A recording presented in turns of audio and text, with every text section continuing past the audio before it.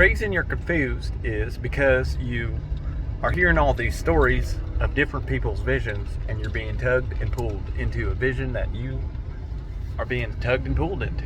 That's not your vision, and it's not inside of you that you want. So the reason why Jim Carrey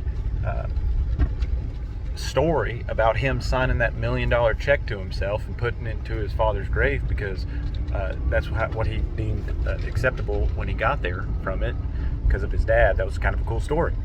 However, when you try to mimic that story, it's not your story. You didn't come up with it, and it doesn't have the same weight, right?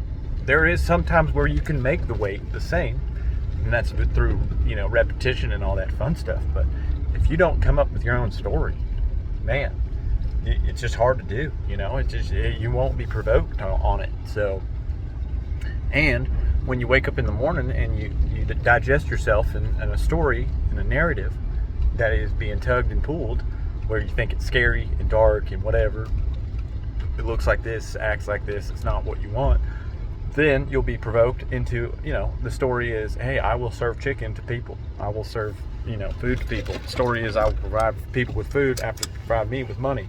Well, that's a story you live in because you go into a job position that you go into until you decide that the narrative is stronger than the narrative of someone else. You're like, no, I don't want to listen to your story. I'm listening to the story that the story is made of, right? So, or my story. So, for instance, you have to remind yourself the story that you're participating in.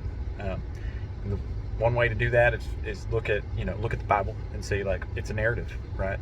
And you're a part of that story, whether you like it or not. The kingdom of God is at hand. That's what they say, right? That's what it says. That's what is happening, right? You are grafted into the kingdom.